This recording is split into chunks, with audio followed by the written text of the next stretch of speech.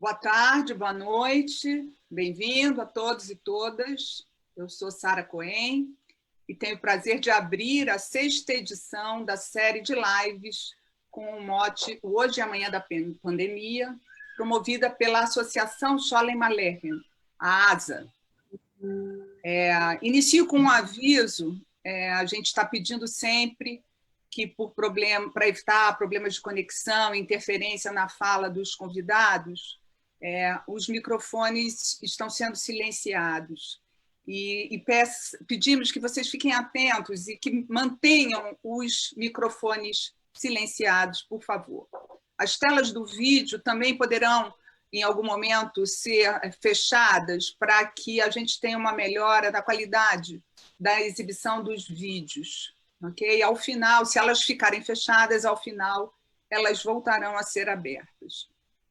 Para quem está vindo hoje pela primeira vez em uma live promovida pela ASA, a ASA é uma instituição centenária de caráter comunitário e sem fins lucrativos, fundada como biblioteca na Praça 11 por imigrantes judeus oriundos em grande parte da Polônia, foi transferida na década de 60 para o terreno onde se localiza, lá na rua São Clemente, em Botafogo. Mudamos de nome e endereço, mas não de objetivo. Nosso DNA consiste em promover os direitos humanos a partir de diferentes manifestações culturais e artísticas. Hoje, nós vamos conversar com a artista multimídia Josi de Oliveira, que acaba de lançar o filme Liquid Voices, baseado na ópera de mesmo nome, e o livro Além do Roteiro.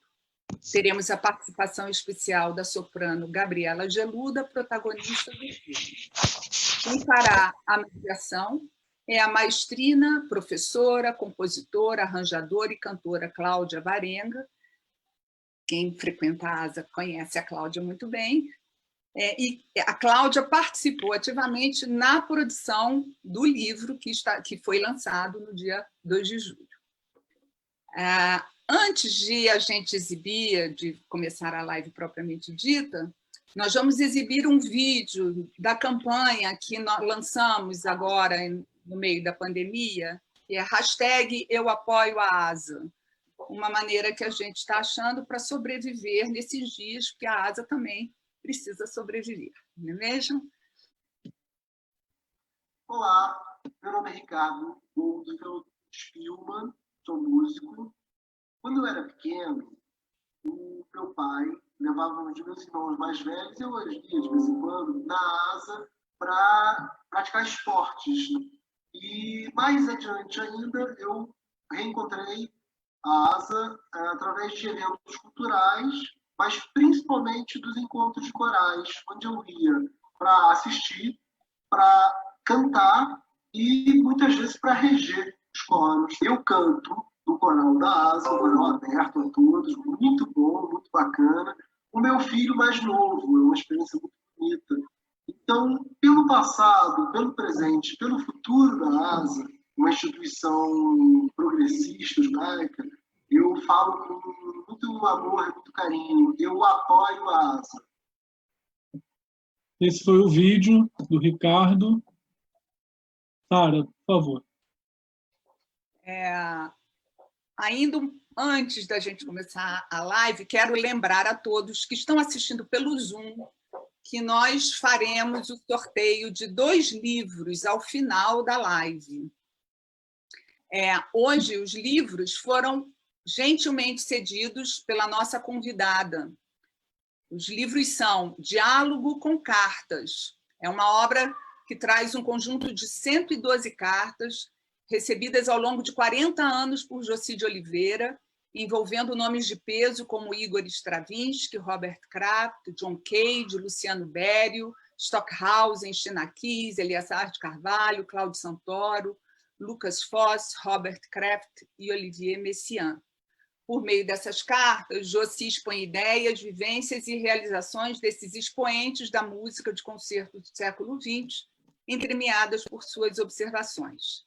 Além das cartas, em facsímile, o livro reproduz ainda partituras manuscritas em primeiras versões e não editadas. Este é o primeiro livro. E, para nossa alegria, ela gentilmente cedeu o sorteio do livro que acaba de ser lançado, Além do Roteiro. Um livro que eu não vou adiantar muita coisa agora, que, afinal de contas, é sobre isso que nós vamos conversar hoje na live. Com a palavra, nossa mediadora, Cláudia Guarenga. Boa noite, Sara. Boa noite, Josi, Gabriela. Boa noite a todos aqui presentes. Nós vamos apresentar primeiro as nossas convidadas do encontro de hoje. Josi de Oliveira é pioneira no trabalho multimídia no Brasil, autora, roteirista e diretora de suas 9 óperas, aplaudidas em diversos países. Gravou 26 discos no Brasil e no exterior como compositora e pianista. Foi solista, sob direção de Stravinsky, e realizou primeiras audições de Luciano Berio, John Cage, Cláudio Santoro, entre outros compositores. Premiada pelas fundações Guggenheim e Rockefeller, recebeu o Prêmio Jabuti em 2015 com o livro Diálogo com Cartas, que será sorteado hoje. É um dos seus 6 livros, né, que também teve uma edição francesa pela Honoré Champion de Paris. Foi homenageada na Flip em 2018, é doutora honoris causa pela UFRJ, membro da Academia Brasileira de Música e mestre em artes pela Washington University St. Louis, nos Estados Unidos. Então, a gente está aqui hoje diante dessa multiartista incrível, né, para conversar a respeito de suas mais recentes produções, o filme Liquid Voices, a história de Matilda Segalesco, que recebeu inúmeros prêmios, né, prêmios na Espanha, Polônia, Israel, melhor sound design em Londres, isso só para citar alguns deles. E também o livro Além do Roteiro, que dá o título a essa live de hoje, que tem as fotos, roteiro e partituras do filme. E hoje nós temos também, né, a presença, né, da atriz e cantora, protagonista do filme, Liquid Voices, Gabriela Geluda, que é performer especializada em repertório contemporâneo, participou da remontagem da ópera Einstein on the Beach, de autoria de Philip Glass e Bob Wilson, em Nova York, no ano de 2012, produziu e criou projetos como Na Boca do Cão e Migrações, que foram apresentados em vários auditórios aqui no Rio de Janeiro, em 2017 e no ano passado. É bacharel em canto lírico pela Unirio, formada na técnica de Alexander em Londres, mestra em música antiga pela Guildhall School of Music. E trabalha continuamente com a compositora Josi de Oliveira, como soprano solo de suas óperas há 27 anos, apresentando obras da compositora no Brasil, Alemanha, Argentina e França. E antes da gente dar a palavra a Josi de Oliveira, nós vamos assistir o trailer do filme Liquid Voices. Então eu vou pedir para todos manterem os seus microfones silenciados, mas também, nesse momento, desligarem os seus vídeos, tá?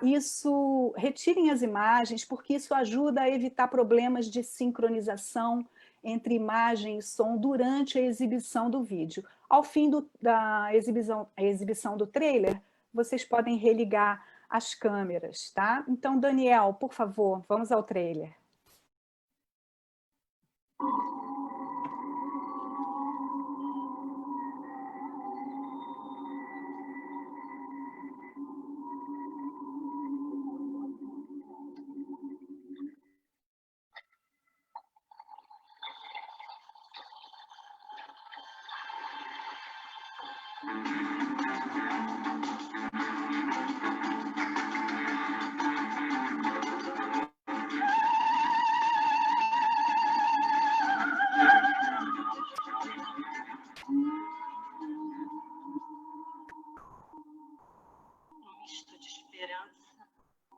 Ansiedade e desespero se espelha no olhar vidrado da multidão de refugiados, esperando quase sem bagagem para serem admitidos a bordo do Struma, último navio a deixar a Europa durante os trágicos e conturbados anos de guerra. É madrugada.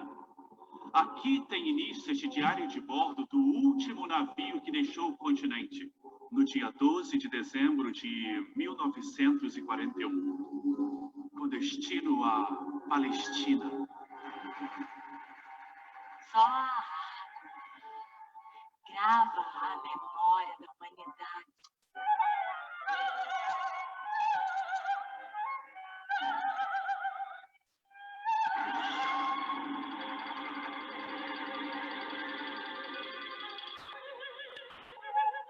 Mas quem será realmente esta mulher? E que tempos são estes? Onde eu vejo tantos refugiados, afogados, corpos desaparecidos nos mares. Será tudo fruto da minha imaginação?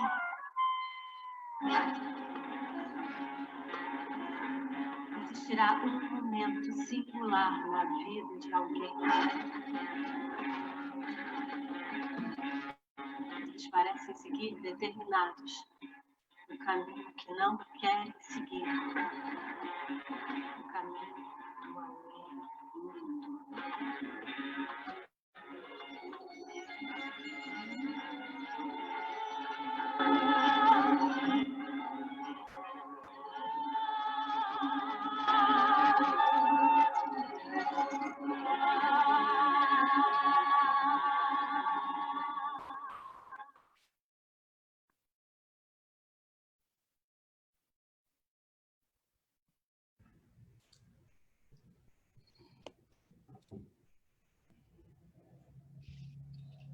Bom, espero que todos tenham conseguido assistir. Enfim, é sempre um pouco difícil a exibição, né? A sincronização de imagem com som, mas a gente vai conversar agora um pouco. Queria muito agradecer a presença de todos vocês, agradecer a Josi especialmente, né? Porque é uma oportunidade não só da gente divulgar o filme, mas também da gente pensar um pouco sobre os significados aí da produção artística. Então, Josi, eu queria passar a palavra a você, né? Nós acabamos de assistir o trailer do filme Liquid Voices, né? Que teria uma estreia nos cinemas, mas que devido à pandemia se deslocou para a exibição em plataformas de streaming e desde o dia 2 de julho já está disponível no Now, no Vivoplay e no Look. E aqui na plateia certamente temos pessoas que já assistiram o filme e outras que não viram o filme. Então você poderia assim comentar um pouco mais sobre o enredo do filme, colocando mais detalhes para a gente e aproveitar, contar um pouco sobre a inspiração para a criação dessa história? Enfim, fica à vontade. Boa noite a todos. Em primeiro lugar, eu queria dizer que é um grande prazer estar aqui falando para a ASA, porque o filme tem muito a ver, né, com toda a história, com toda a cultura judaica. Então, é uma honra para nós e é gratificante estarmos falando para uma plateia, enfim, que sente isso de verdade. Assim como quando ganhamos o prêmio também em Nazaré, em Israel. Eu acho que nós estamos passando gradativamente a um mundo diferente, a um mundo que não se sabe o que será. Obviamente, esse mundo vai existir muito mais virtualmente do que presencialmente. E essa é a passagem. Nós estamos fazendo uma passagem ainda cheia de precalços, probleminhas ainda, de ajustes, que ainda não estão muito, enfim, são comuns ainda, né? Claro que nós, artistas, principalmente músicos, vivemos para a nossa casa, que é o teatro. Mas agora não é mais, agora é a telinha, é o mundo virtual. Então, esperamos que isso possa trazer uma humanidade mais que tenha mais valores, voltada, enfim, para a paz e voltada também para a cultura e para a arte, que, de certa forma, é a redenção do homem. Enfim, dizendo alguma coisa sobre o filme, Liquid Voice, a história de Matilda Segalesco, é uma história ficcional que foi situada num evento factual.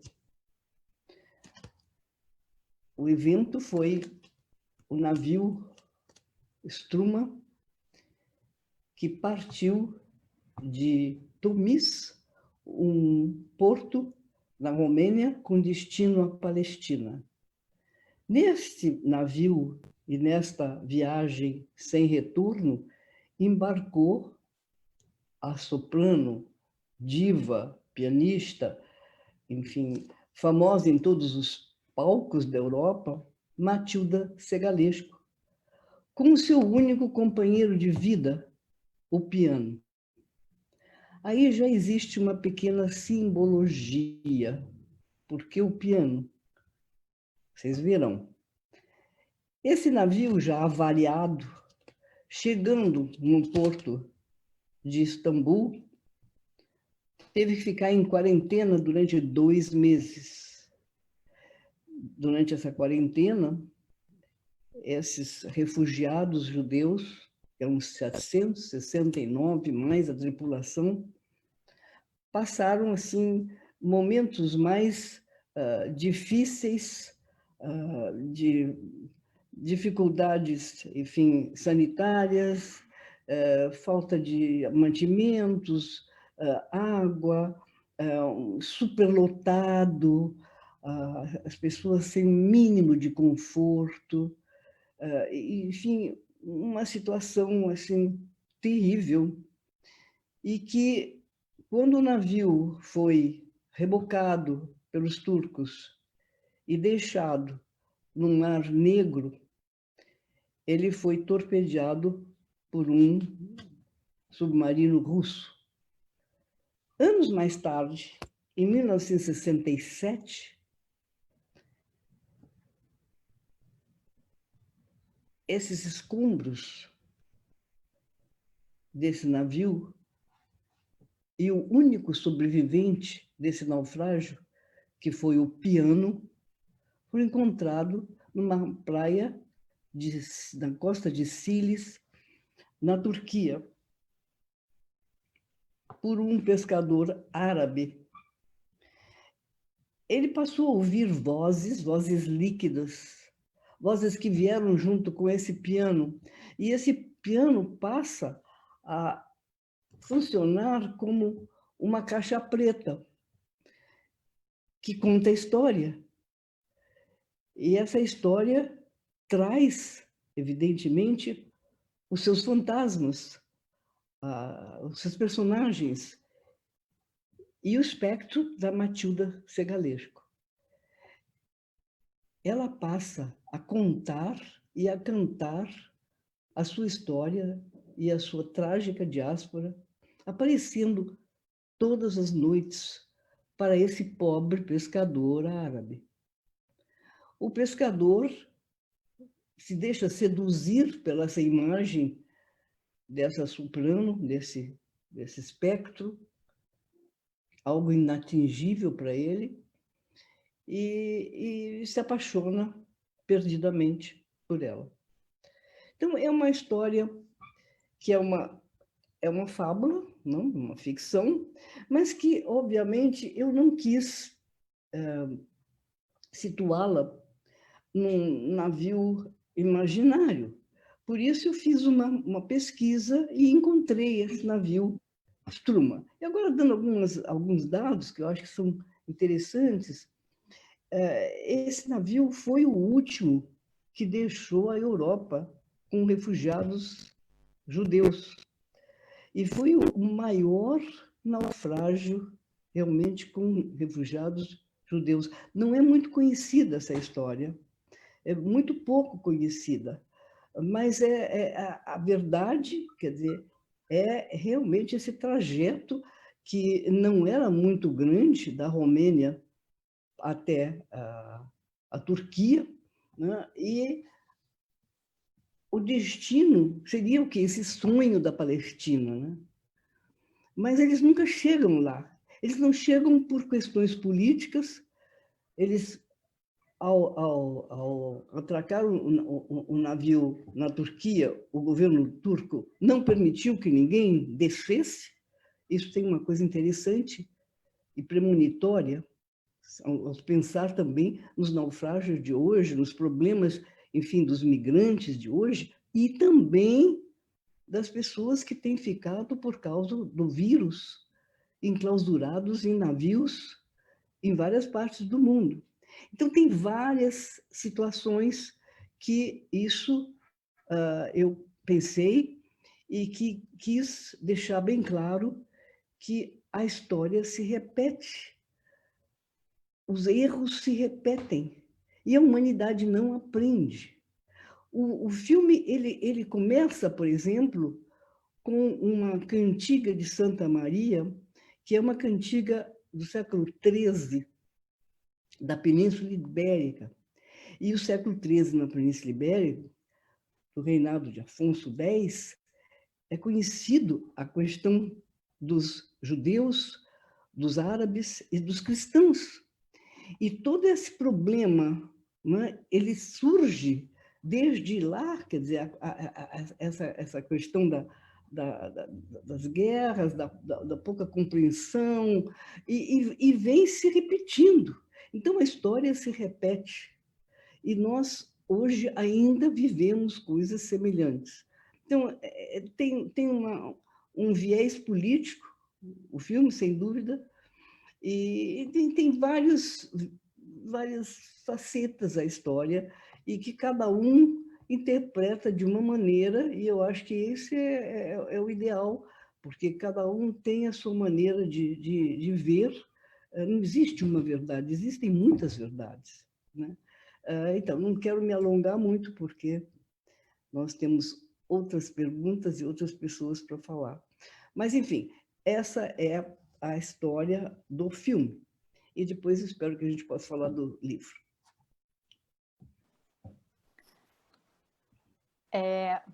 Bom, então já é assim, possível, né, pelo trailer e pela sua fala, observar aí alguns temas que permeiam a obra, especialmente essa menção à Segunda Guerra Mundial, aos refugiados de guerra, né?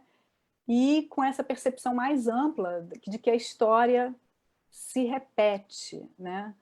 Então, se você quiser falar um pouco mais sobre outros temas que atravessam o filme, que seriam interessantes fazer uma observação, fica à vontade, assim, se quiser complementar com outras informações a respeito da pesquisa, dessa pesquisa também, o processo de elaboração do filme, né? Quanto tempo você demorou nessa pesquisa, enfim, seria bastante interessante. Tem muitos aspectos, realmente, principalmente, quer dizer, a questão artística, a questão técnica. Como é que ele surgiu? Quer dizer, para mim foi um desafio escrever simultaneamente 2 roteiros, o roteiro cinemático e o roteiro teatral. A questão do teatro e do cinema, muita gente deve pensar que é a mesma coisa, uma peça de teatro pode ser registrada em cinema e vice-versa, ser adaptado para o teatro. Não é isso, não. É bem diferente, porque as questões técnicas são outras. E, por exemplo, são normas que o cinema, por exemplo, usa muito mais uma linguagem naturalista, enquanto que o teatro usa uma linguagem simbólica. E eu não quis usar, por exemplo, no cinema, uma linguagem simbólica, quer dizer, uma linguagem naturalista, digamos, porque não é a minha maneira de me expressar. E, com isso, eu tive que pensar, digamos, em locações diferentes. O normal seria o quê? Fazer um filme desse num navio. A história é do naufrágio de um navio. Mas, obviamente, eu não faria num navio. Ele foi feito no cassino da Urca, no Rio de Janeiro, que, para mim, foi um lugar ideal, porque o cassino ele está em ruínas, mas ele traz uma carga emocional, cultural muito grande. E isso é muito interessante naquelas paredes que estão descamadas, estão destroçadas, né? Um ambiente inóspito, um ambiente difícil de se filmar, mas belíssimo, fascinante. Então, ele representando a destruição, de certa forma, é o que o filme fala, da distribuição. Aí a questão também da parte técnica, um filme geralmente pensa na imagem, ele pensa no roteiro. A música no cinema, ela vem no final. Quando o filme está pronto, vem um músico e faz a música. Isso é o normal. Para mim, não. Isso é feito, criado simultaneamente, tanto a música como a questão da história, da imagem, enfim, de todo o roteiro. E aí a música passa a determinar a duração das cenas, o que é o contrário em cinema. Cinema, absolutamente, a música não vem como carro-chefe, de jeito nenhum. Então, são muitos os detalhes, né, na questão da linguagem cinemática e a linguagem teatral. E isso foi um grande desafio. Eu acho que é importante também dizer que eu acho que cinema é equipe, assim como teatro, mas cinema mais ainda.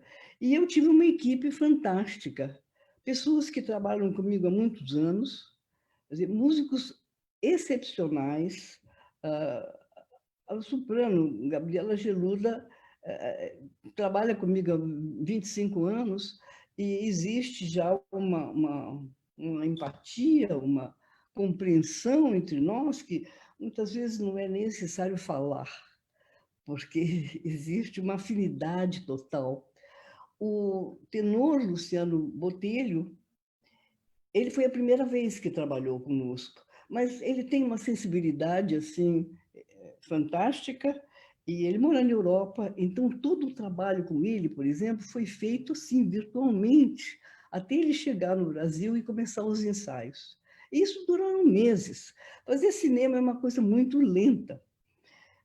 Além disso, é importante dizer para nós aqui que fazemos mais teatro e música, é que cinema é a pós-produção, é muito importante. Quer dizer, não é uma questão só de gravar o filme, é como montar, como editar, como corrigir tudo aquilo que não se pode corrigir em tempo real.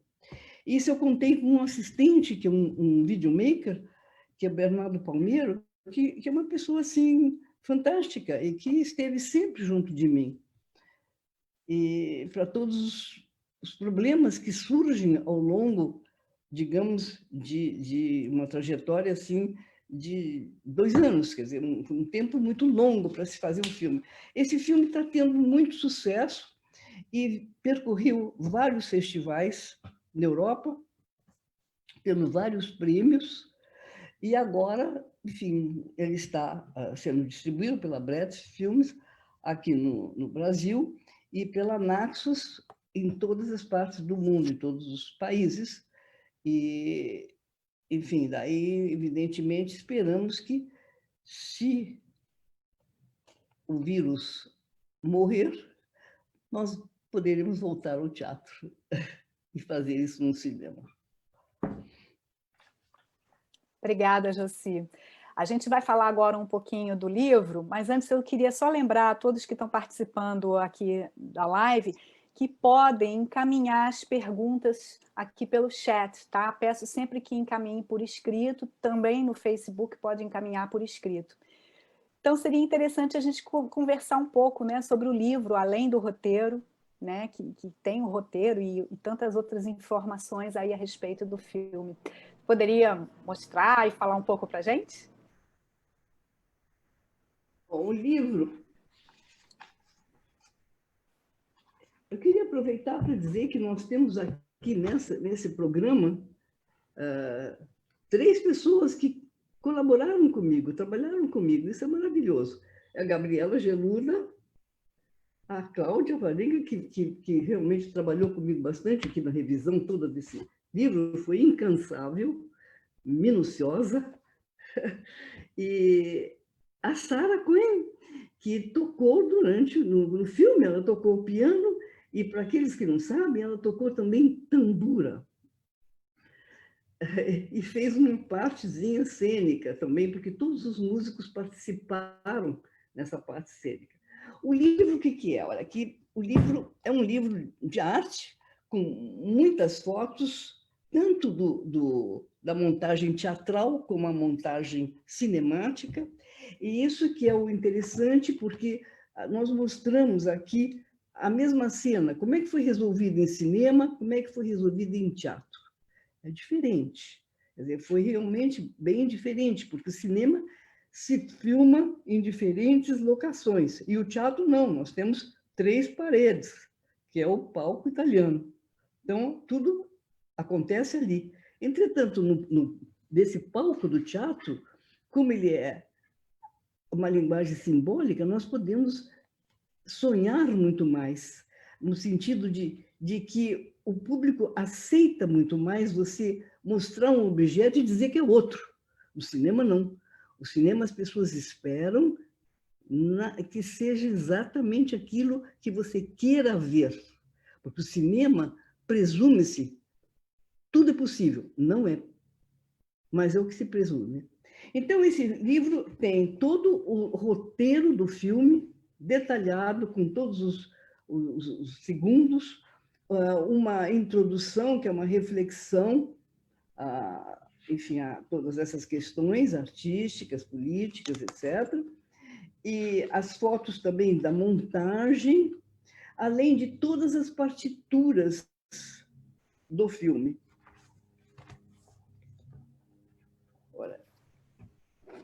Vocês vão mostrar o PDF, né? A gente pode pedir para mostrar um slide. Eu vou ler assim um parágrafozinho, só para vocês terem uma ideia aqui. O roteiro de Liquid Voices passa à margem dos códigos estabelecidos para a concepção de filmes tradicionais e mergulha em um imaginário que mescla o universo teatral e o fílmico.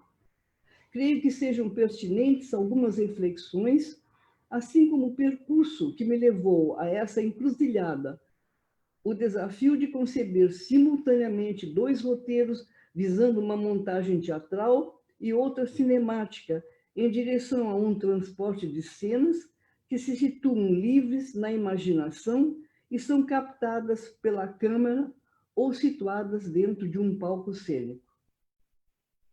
Lidar com a intertextualidade de mídias torna-se em Liquid Voices uma meta instigante que se amplia desde um palco às locações simbólicas de um emblemático teatro em ruínas como o Cassino da Urca e a reminiscência de espaços reais onde a história nasce, tais como a Romênia e a Turquia.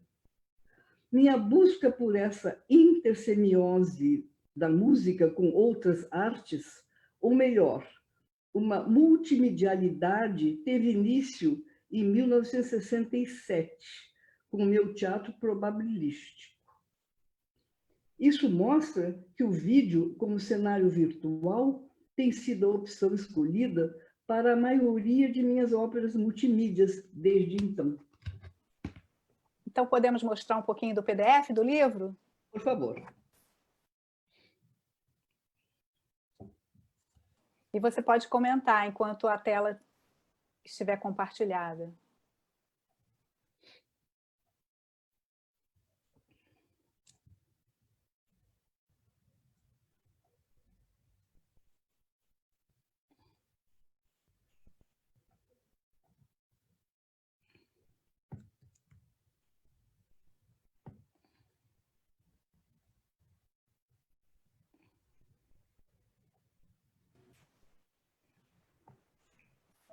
A gente tem a capa. O livro foi publicado pela editora Faria Silva e ele é distribuído também pela Martins Fontes. Ele está disponível online e em todas as livrarias.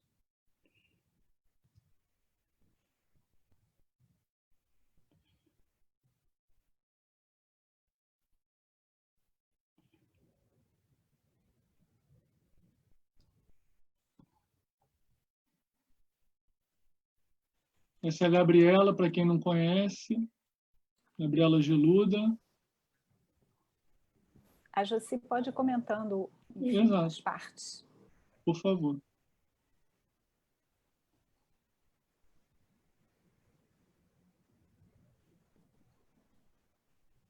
Quer que deixe aqui no prelúdio, Josi? Não, pode ser, pode rolar, só para ter uma ideia. Eu já falei sobre o filme, acho que sobre o livro, acho que tem uma ideia da questão da diagramação, e cabe uma palavra à designer Lu Martins, que foi a responsável pela programação visual. Aqui, por exemplo, é uma cena no teatro. Como é que ele foi resolvido no teatro? E o livro traz também a mesma cena no filme. Aqui, justamente. Porque o filme foi feito em diferentes locações, são 9 locações diferentes.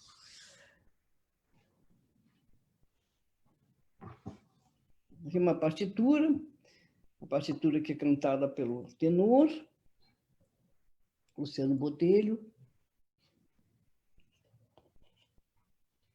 e que é esse o tenor. E aí são vários dos prêmios. Muito obrigada, Josi. Eu queria conversar agora um pouquinho com a Gabriela, né, que está aqui. Então, a gente vai aproveitar aqui a presença da Gabriela.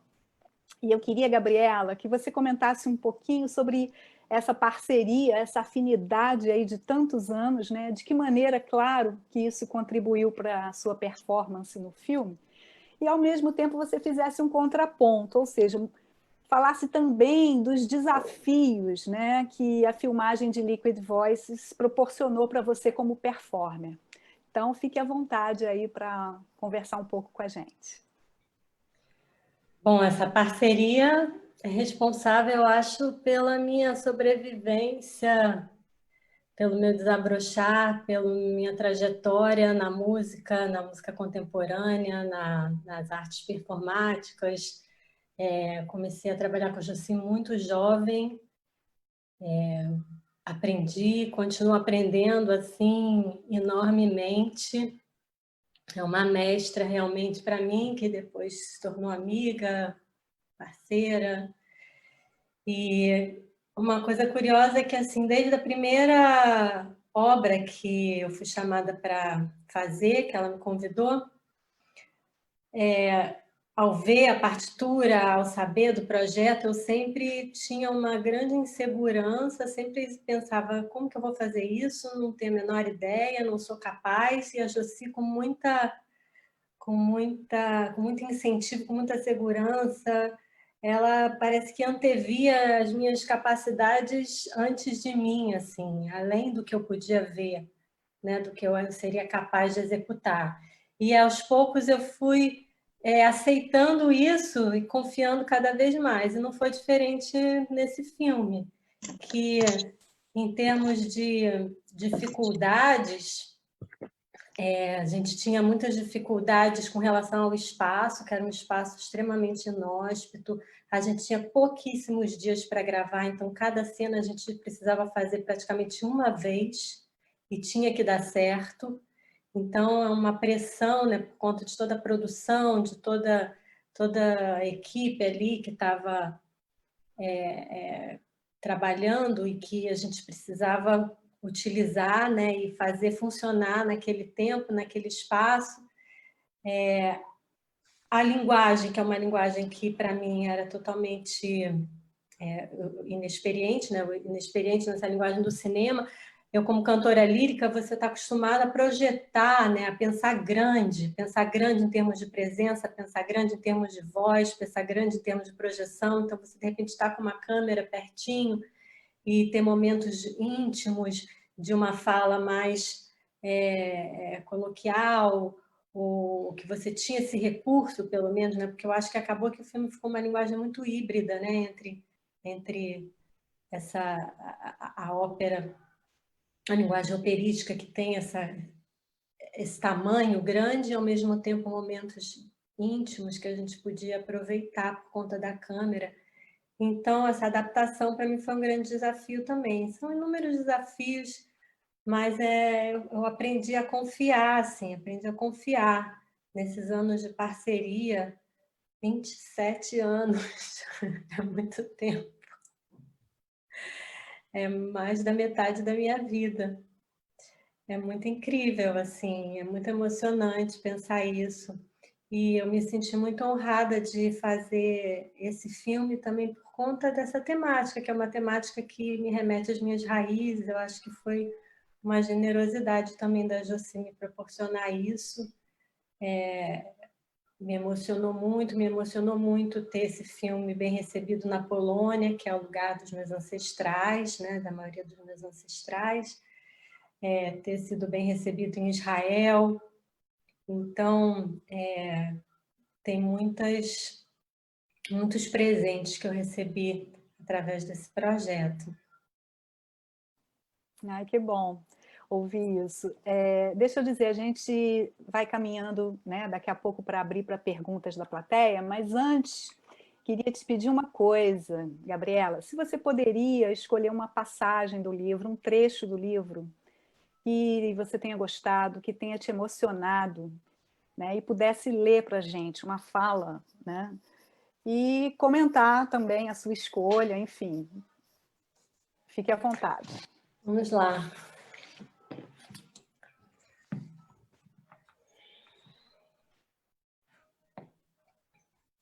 Poderíamos chamar de tarde da morte, porque uma noite assombradora nos esperava.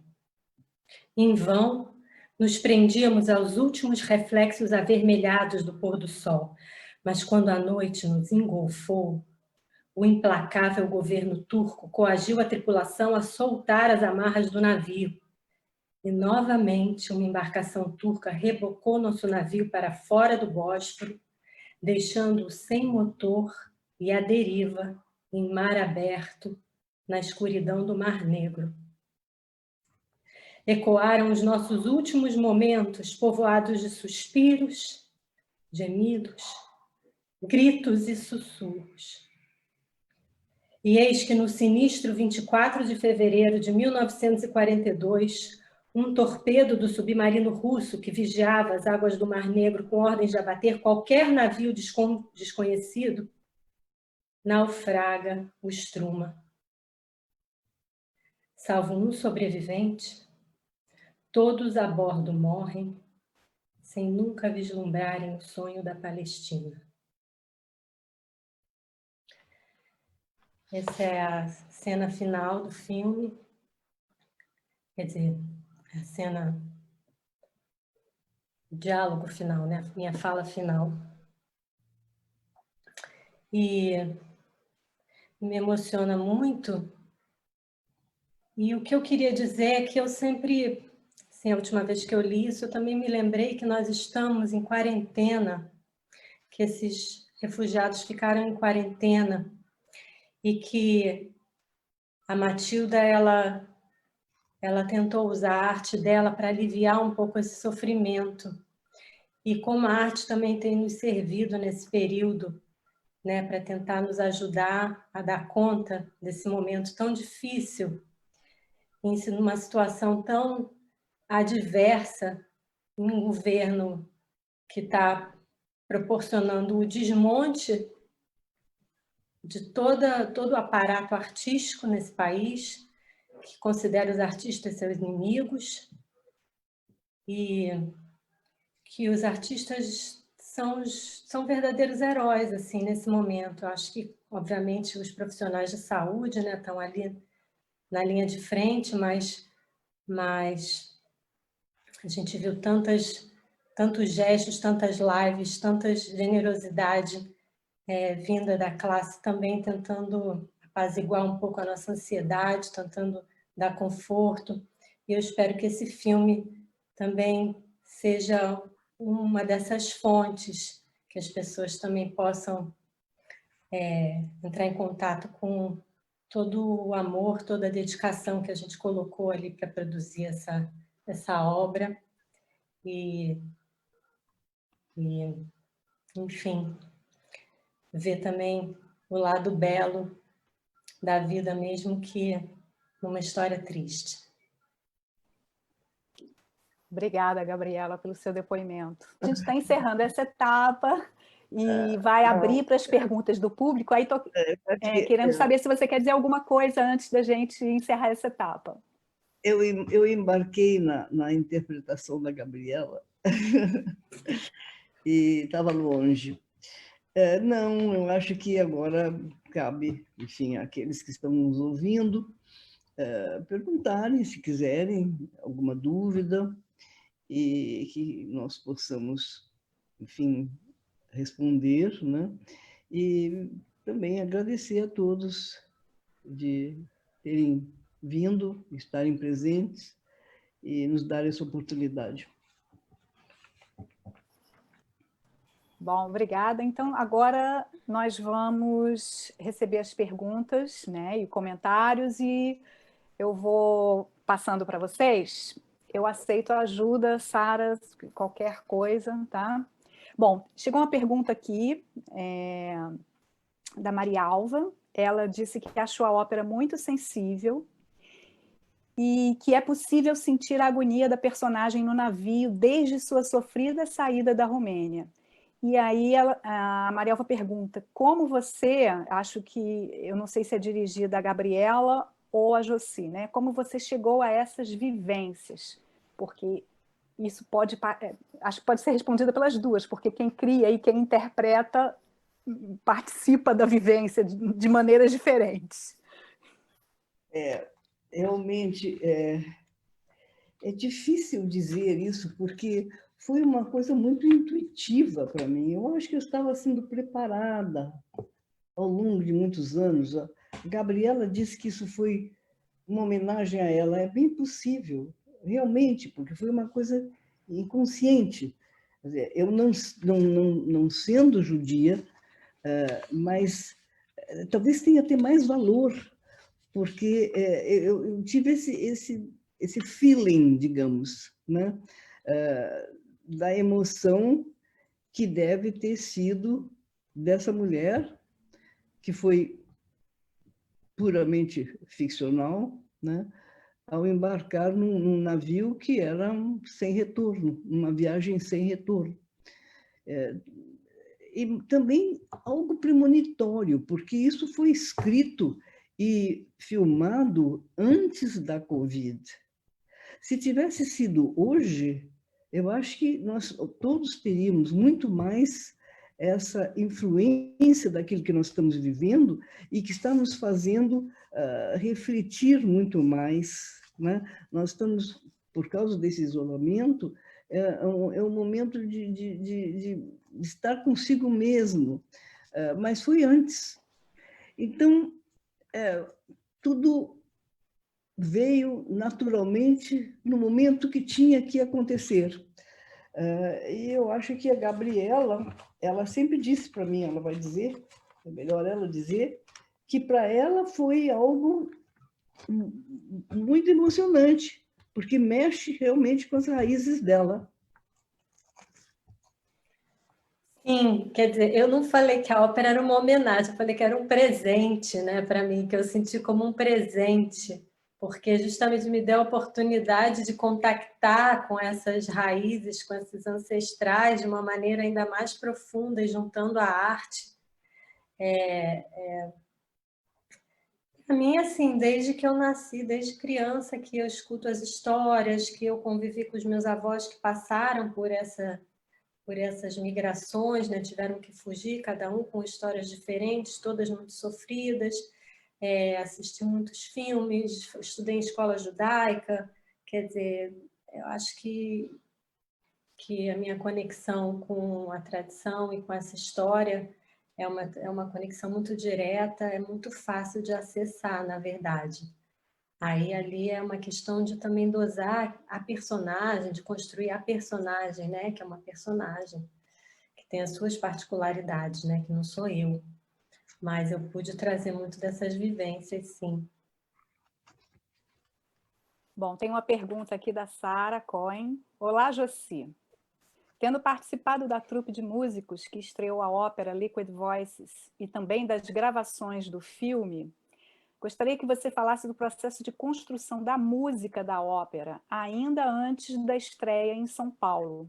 Foi minha primeira participação em uma produção sua e, com certeza, uma experiência muito gratificante. Chamou-me a atenção o espaço dado aos músicos e a grande troca entre todos. Mais um comentário, né? Mas, enfim, você pode falar. Eu acho que, enfim, a Sara, como um grande musicista, etc., ela percebeu e sentiu, né, que eu uso várias linguagens. E, aliás, em geral, a minha obra, a escolha do material sonoro soma elementos de minha experiência musical e de vida.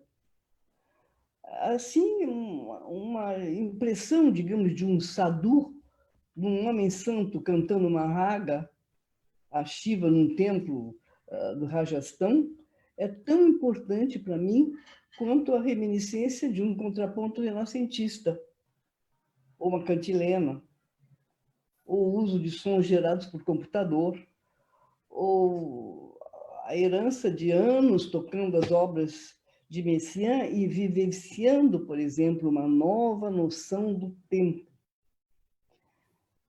E eu acho que, como intérprete, ela também deve ter sentido essa questão do trabalho do tempo intuitivo, no qual o intérprete é um participante muito ativo. Ele faz parte desse desenrolar da obra. E por isso, muitas vezes, se diz que não é o intérprete, é o instrumento. Então, é uma coisa que eu repito sempre, se a Callas ressuscitasse, ela não faria o que a Gabriela faz. Não faria. Porque é uma linguagem, é um talento especial, é uma intuição, é uma sensibilidade, é um trabalho artesanal, um trabalho que vai crescendo, é um trabalho de equipe. Enfim, são muitas as razões. E eu acho que, ao longo de um trabalho, como os músicos, por exemplo, que participam, eles trabalham comigo há muitos anos, né? Então, e muitos vêm de fora. Tem gente que vem de Berlim ou vem de Estocolmo. Então, é uma família. E realmente é um trabalho mais difícil. E que, obviamente, entregar ao músico, digamos que toque em orquestra, muito bom músico, etc., mas não é a mesma coisa, não é a mesma coisa do que aquele compositor que faz um quarteto de cordas, manda a partitura e diz, bom, agora me convide para a estreia. Não é. É um trabalho que se desenvolve. Isso já aconteceu com vários compositores trabalhavam assim, Stockhausen trabalhava assim, Berio trabalhava assim, né? Mas nem todos hoje em dia. Bom, uma outra pergunta. O Daniel quer saber quando começou a pesquisa do filme e quanto tempo levou o processo de filmagem e edição. É uma boa pergunta, parte, evidentemente, de alguém que trabalha com a parte técnica e sabe bem. Eu sempre digo assim, olha, você pode gravar em uma semana, mas depois vai precisar 2 anos para editar. para editar, para pós-produção, enfim, correção, para pequenos efeitos de computador, que também tivemos que usar, porque são correções, né, que tem que ser feito, e hoje em dia isso é possível.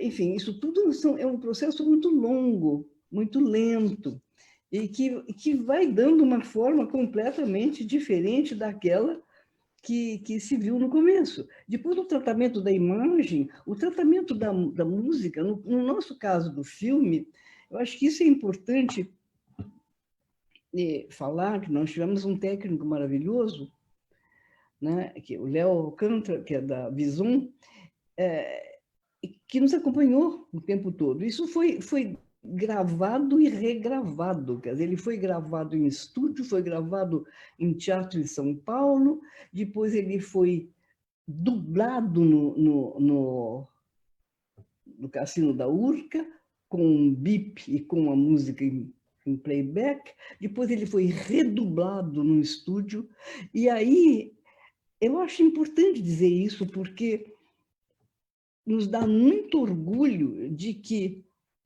toda a parte de áudio ela é perfeita. Realmente ela é perfeita. Não tem problemas nem de sincronia, de falta de dicção, de nada, nada. Absolutamente perfeito. Mas é um trabalho, como se diz, de chinês, porque precisa uma paciência assim enorme. Isso não se faz em cinema, porque nos custou muito mais caro a parte do áudio do que da imagem. Ora, cinema ninguém faz isso. Cinema é o contrário. No final, eu sei, porque eu já participei de filmes e com obras minhas, etc. Chego e digo, olha, a gente só tem um pouquinho agora, você me dá uma peça aí, se quiser, para a gente botar ali, assim.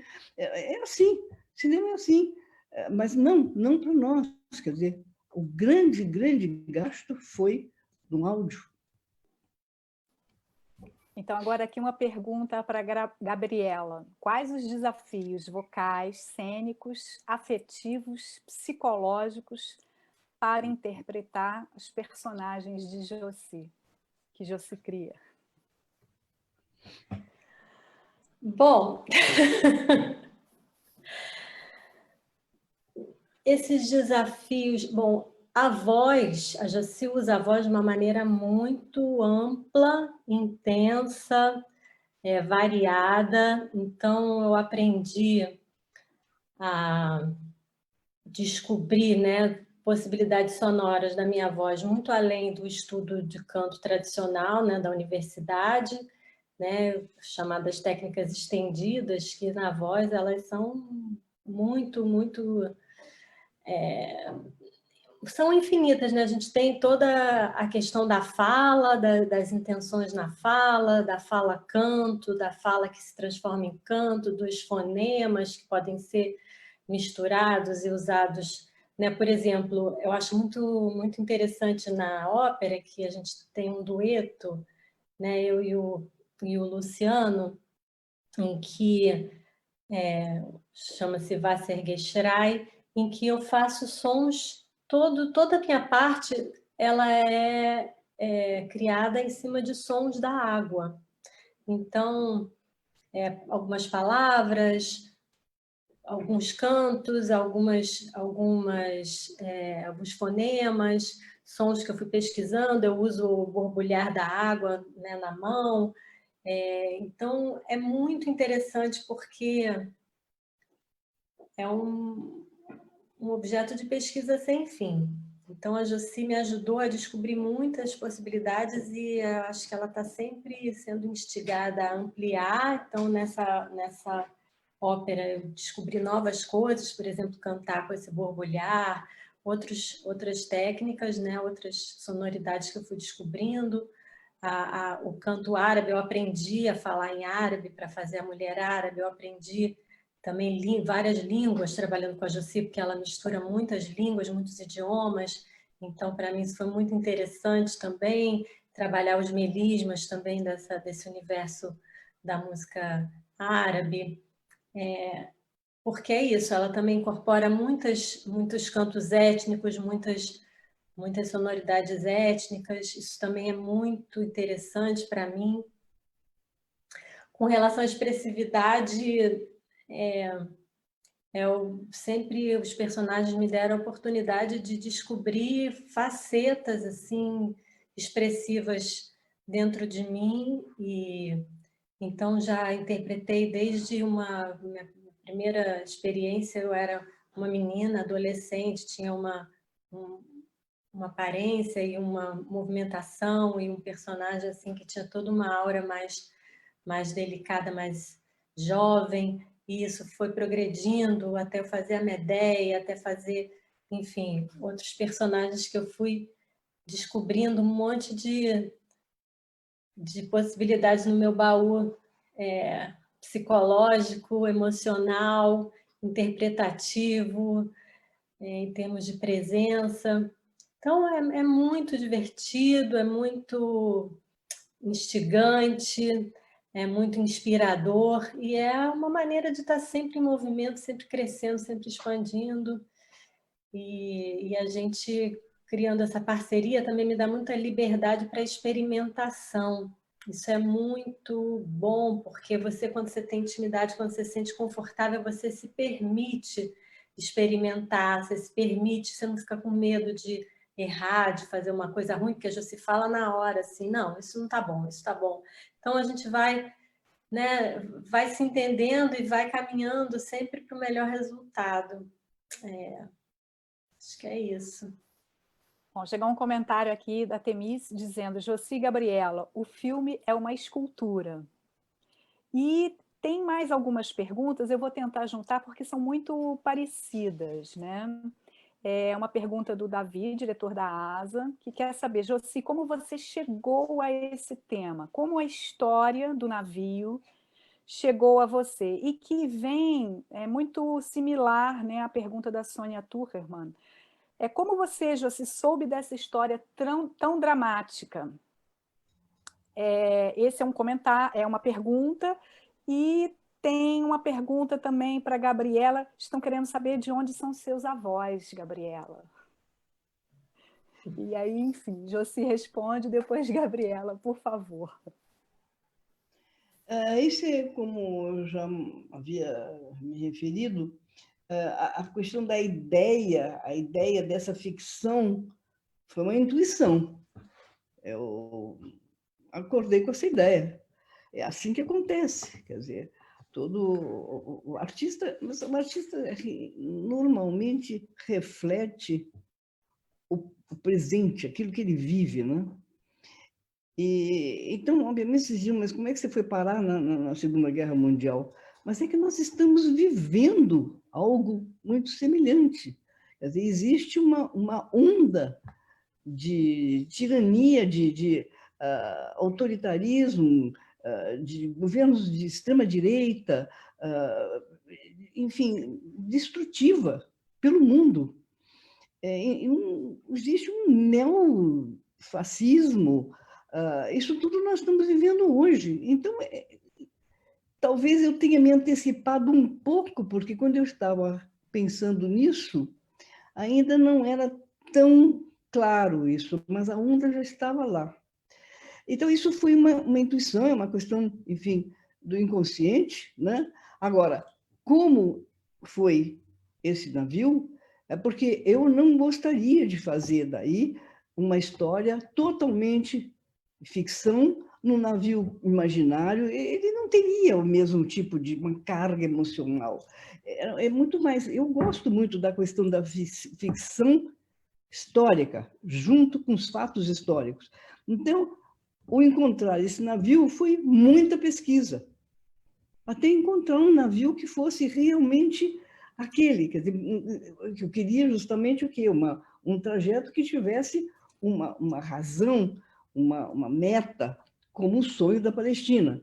Além do que, ele vai por Istambul, quer dizer, isso me proporciona também uma questão toda da música, das etnias, enfim, que é muito rica do ponto de vista tanto musical, né, como visual. Então, é interessante também, óbvio. E foi isso, quer dizer, então eu encontrei o Stuma e que foi, no fim, um navio que é importante, porque foi, afinal, o último navio que saiu da Europa. Depois dele, nenhum outro. E Gabriela? Os meus avós. Então, a minha avó materna, né? Mãe da minha mãe, veio da Alemanha, na verdade, e os outros 3 vieram da Polônia. Meu avô materno e os meus avós paternos, os 3 vieram da Polônia para o Brasil. Tem um pedido aqui da Sônia. Gabriela, você mencionou a Wassergeschrei, que traduzido do Yiddish significa os gritos da água. E aí estão perguntando e pedindo se é possível dar uma canja. Dessa aí não é possível, eu acho que dessa não é possível, porque é isso, é uma parte vocal que ela é totalmente entremeada na parte instrumental e dialoga mesmo que distante, é um dueto muito interessante, muito curioso, porque eu e o tenor, a gente nunca se encontra, né? A gente está vivendo em mundos paralelos, a gente não tem nenhum encontro real ali. Mas é um momento em que a gente está cantando ao mesmo tempo. Então, existe um diálogo que não é um diálogo, né? É uma comunicação de planos diferentes, são planos diferentes, planos musicais, vocais diferentes. Então, eu sugiro que você veja o filme, que lá vai estar bem mais interessante do que se eu fizer aqui umas partes soltas, que elas não vão ter a sua força, né? A sua intensidade, a sua intenção. Perdão. Obrigada. Josi, as pessoas estão pedindo para falar um pouco mais dos prêmios recebidos, né? E aí também firmar mais com relação às plataformas de exibição, onde está distribuído o livro, e querem saber também qual é o próximo projeto. Bom, os prêmios, não sei se eu me lembro deles todos.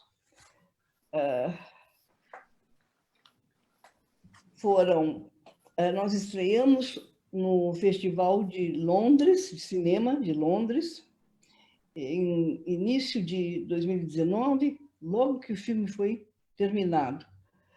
Depois nós fomos premiados também no Festival de Nice, com melhor música vídeo. Fomos para o Festival de Madrid, melhor cenografia. Fomos para o Festival de Varsóvia, foi melhor música vídeo. Santiago do Chile, melhor música vídeo. Israel, que foi Nazaré, que já falei. Nova York também, esqueci. Em Brooklyn, que é o Deep Focus. Na verdade, tanto o do Chile como o de Nova York, eles já foram julgados, mas eles não foram mostrados em público devido à Covid. E eu acho que serão no início do ano, do próximo ano, que foi agora, recente. Então, foram, enfim, 10, 11 prêmios, foram vários. Aqui no Brasil, hoje, nós temos tido uma excelente receptividade em todo o país, e isso me deixa assim muito feliz de ver assim que tem tido críticas e reflexões de vários jornalistas muito inteligentes, muito sensíveis, muito abrangentes, e que, enfim, enxergaram essa questão toda que é ampla, né? Que é a união de todas essas áreas. E isso foi muito bem visto. Ele está nas plataformas, por enquanto, no Now, no Look e no Vivo Play. Agora, posteriormente, irá também para o Amazon Prime e irá para toda a América Latina e outras plataformas também, além de que a Naxos começará a distribuir também em plataformas de música, de óperas. Porque essa ópera é uma coisa que não se falou, mas que eu acho que é interessante para quem não viu o filme. Ela não é o registro de uma ópera, como é o comum. Quem gosta de ópera e vai assistir uma Traviata, uma Boêmia, ou que seja, um Lohengrin, todas elas são registro de uma grande produção em teatro. Isso aqui não. Ele foi pensado e escrito para o cinema. Bom, então a gente vai caminhar agora para um encerramento. Vou pedir que quem tiver mais perguntas, a gente depois encaminhe essas perguntas e comentários para Gabriela e para Josi.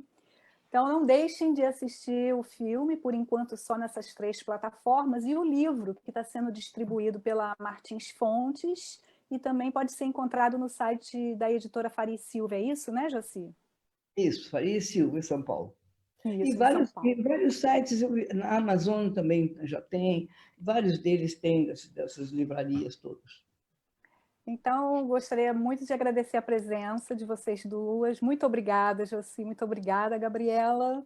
E eu passo a palavra, então, agora a Sara para fazer o nosso encaminhamento final. Fiquem aí que ainda tem sorteio. Em nome da ASA, eu agradeço efusivamente a presença da Josi, da Gabriela e da Cláudia por essa conversa enriquecedora. A todos os participantes que acompanharam aqui, acredito que tenha sido tudo muito interessante, um tema maravilhoso, instigante e emotivo para todos nós. E eu gostaria de convidar a todos para a nossa live da semana que vem, dando continuidade a essa série da ASA, Hoje e Amanhã da Pandemia. A live da semana que vem, excepcionalmente, será às 19 horas, e vai ser um encontro com a atriz Lucélia Santos, a atriz e ativista Lucélia Santos, e Lúcio Chavante, cacique da terra indígena São Marco e secretário executivo da Federação dos Povos Indígenas de Mato Grosso. Eles vão abordar a temática ambiental a partir da campanha SOS Chavante, que todos sabemos que com a Covid a situação dos indígenas está muito difícil. Eu passo agora a palavra para o Daniel, que vai falar talvez mais um pouquinho da nossa campanha, #YouApoiaASA, e vai fazer o sorteio dos esperados livros. Daniel. Obrigado, Sara. Bom, vou exibir aqui uma apresentação muito breve sobre os livros que a gente vai sortear e os canais da ASA. Bom, esses são os nossos canais de comunicação. O asa@asa.org.br é por onde vocês podem entrar em contato conosco para saber mais informações sobre como se filiar à ASA. A gente envia os dados para quem tiver interesse, né, para preencher, para incluir no boleto. Nós temos o WhatsApp, por onde a gente organiza os grupos de cada live. É o 21 99 134 7754. O Facebook, que é a mídia que a gente mais movimenta, né, que tem mais interação com o público, é o facebook.com/asa.s.aleiren. Vocês podem acompanhar nossas postagens, ver toda a nossa divulgação. E o canal da ASA no YouTube, que nós criamos recentemente. Esse é o link do vídeo gravado pelo Ricardo Spielmann. Vocês podem entrar no YouTube, pesquisar por canal da ASA, ou copiar e colar essa URL que eu vou botar daqui a pouquinho no bate-papo, também no Facebook. Bom, passando ao sorteio, esse é o Diálogo com Cartas, livro de 2014, editora SESI São Paulo. foi vencedor, como a Cláudia falou, do Jabuti 2015, na categoria Arquitetura, Urbanismo, Artes e Fotografia. E esse, também já falamos, é o Além do Roteiro, Beyond the Script, recentemente lançado, foi agora, como a Sara falou também, em 2 de julho de 2020, junto com o filme, que entrou nas plataformas de vídeo por demanda. Editora Faria e Silva. Sempre bom lembrar que o Além do Roteiro é uma edição bilíngue. Então, quem não mora no Brasil e tiver interesse em adquirir a obra, se não for sorteado hoje, pode ter um acesso muito mais facilitado. Bom, a gente tem aqui na live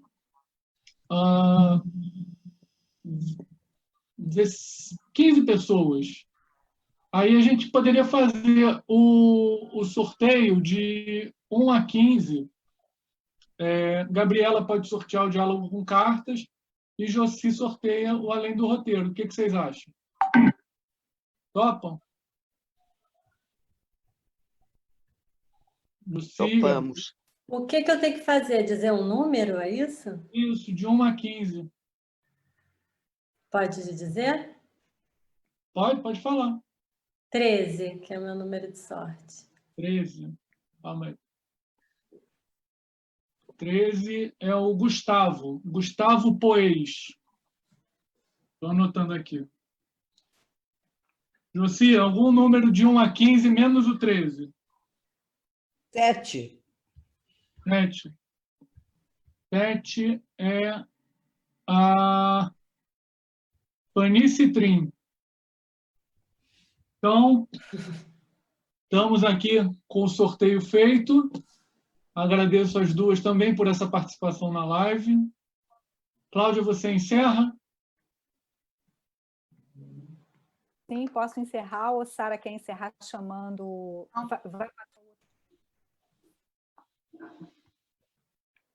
Pode encerrar, Cláudia.